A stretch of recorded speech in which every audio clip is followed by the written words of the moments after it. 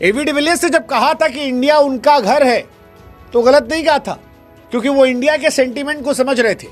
पिछले साल जो काम इंडिया के लेजेंड्स ने पाकिस्तान के सामने किया था, इस साल साउथ अफ्रीकन लेजेंड्स ने किया।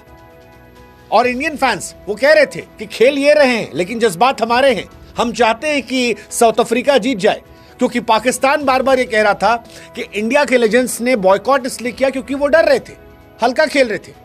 अब हमको लगा कि एक बार स्कोर कार्ड पाकिस्तान को दिखाकर पूछें, hello Pakistan, how are you, all well? Well, all well तो नहीं होगा, क्योंकि एबी डिविलियर्स ने 60 गेंदों पर 120 रन की पारी ठोक दी। मतलब लंगड़ाता हुआ इंसान भी जिस तरह से तबाही मचा रहा था वो देखने लायक था, और पाकिस्तान के लेजेंड्स की धुआं धुआं कर दी। AB de Villiers, I mean name काफी है। वैसे क्रिकेट फैंस के लिए एक सरप्राइज है, एबी डिविलियर्स साहब का पहला पॉडकास्ट जो है वो हमने किया है और YouTube पर अवेलेबल है। आप लोग जाइए देखिए डिविलियर्स साहब के पॉडकास्ट को, काफी इंटरेस्टिंग सवाल जवाब उसमें, लेकिन वो कहानी अलग है, उसको आप देख लीजिएगा। फिलहाल कहानी ये है कि ये साल एबी डिविलियर्स का है। इस साल एबी डिविलियर्स ने आरसीबी के लिए ट्रॉफी देखा, साउथ अफ्रीका को वर्ल्ड टेस्ट चैंपियनशिप जीतते हुए देखा, और फाइनली एबी डिविलियर्स के हाथ एक ट्रॉफी आई है।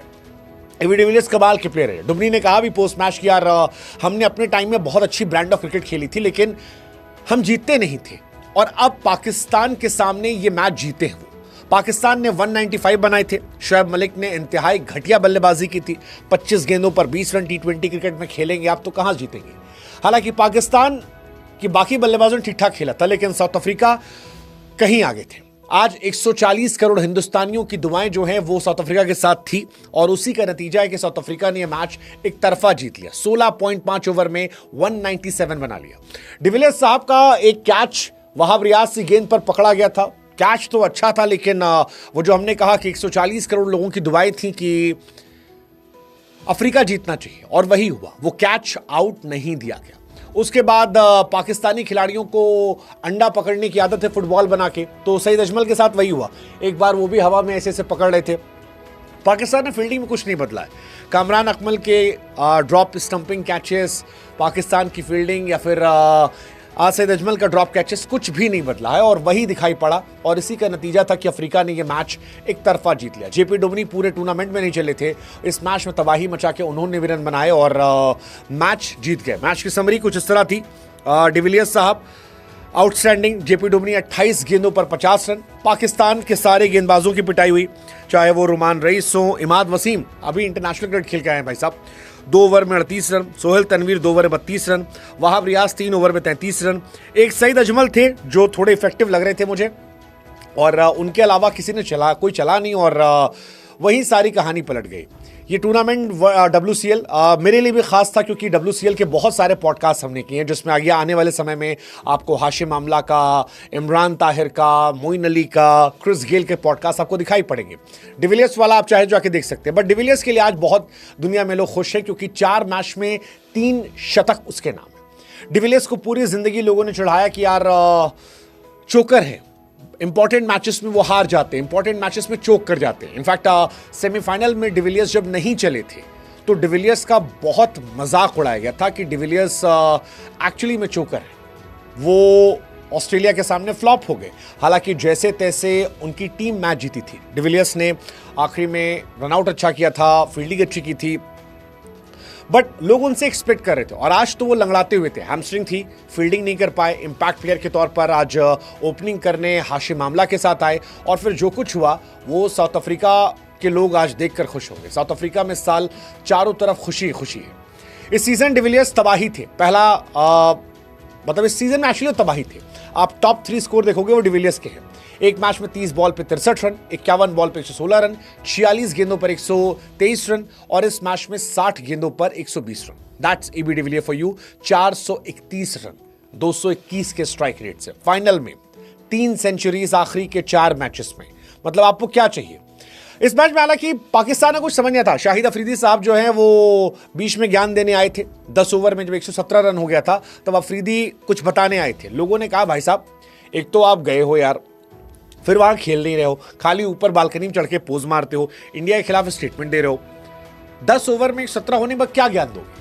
अफरीदी गए, ज्ञान दिया, उसके बाद फिर और पिटाई हुई। मतलब उसके बाद अफरीदी के ज्ञान के बाद अगले 3 ओवर में 50 रन ठोके गए, जिसमें जेपी डुमनी और डिविलियर्स ने तबाही मार दिया। मतलब इतना मारा कि देखने लायक था।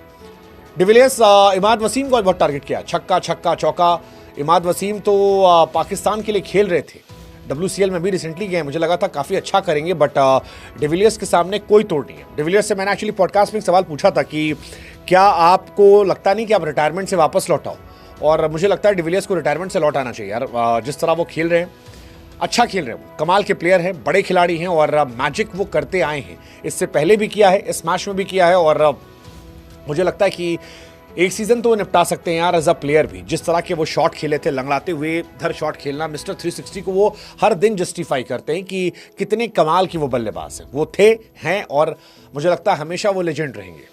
आप इस सीजन में अगर आप देखोगे डिविलियर्स और सेकंड नंबर के हाईएस्ट रन गेटर के बीच में रन का डिफरेंस, तो आपको 250 प्लस रनों का डिफरेंस नजर आएगा, and that defines the greatness of this man AV de Villiers के सामने। फन फैक्ट ये है कि दूसरा बंदा वो भी साउथ अफ्रीका से ही है जिसने सेकंड हाईएस्ट रन बनाए थे 185।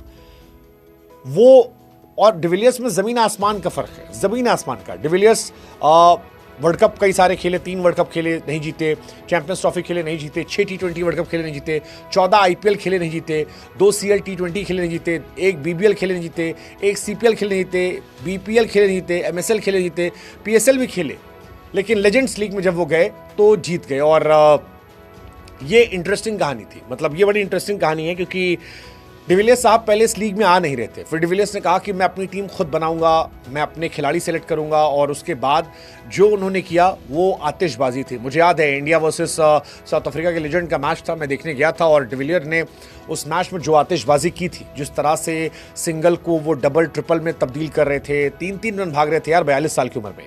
इसके अलावा बाउंड्री पर जाकर जो उन्होंने यूसुफ पठान का उस दिन कैच पकड़ा था जिसकी वजह से इंडिया हार गई थी, वो कमाल था यार, कमाल था। और वही आतिशबाजी उन्होंने पाकिस्तान के सामने दिखाई दी। तो आज खुश होंगे वो, क्योंकि उनके मित्र विराट साहब जो हैं वो भी पाकिस्तान को ओन करते हैं 8 बॉल पर 28 रन, और डिविलियर्स भी वही कर रहे हैं। एवी डिविलियर्स और विराट कोहली, इनको आप डिक्लेयर कर सकते हो ऑफिशियल ओनर ऑफ पाकिस्तान। मतलब है जबरदस्त यार, 2 भाई दोनों तबाही, और कमाल है यार। एनीवेज, साउथ अफ्रीका जो है फिलहाल चैंपियन बन गई है WCL 2025 की। वेट खत्म हो गया है, एवी डिविलियर्स साहब के पास फाइनली एक ट्रॉफी आ गई है, और ये ट्रॉफी इंडियंस को भी अपनी फील हो रही है, क्योंकि साउथ अफ्रीका के जो ओनर हैं सरदार पाजी, आप भी मस्त हो यार, और अगले साल फिर आपसे मुलाकात होगी पाजी। मुझे साउथ अफ्रीका के ओनर्स जो हैं एक्चुअली सरदार जी हैं, और बड़े मस्त आदमी हैं, और बड़ा ज़बरदस्त मेरा भी अनुभव था WCL में जाने का, वहाँ पर पाजी के साथ घूमने का, टाइम स्पेंड करने का। और अब जब उनकी टीम को हम देख रहे हैं कि वो इस तरह से कर रही है, सो आई ट्रूली बिलीव कि क्रिकेट की जीत हुई है। शानदार टीम पहुंची, शानदार टीम जीती।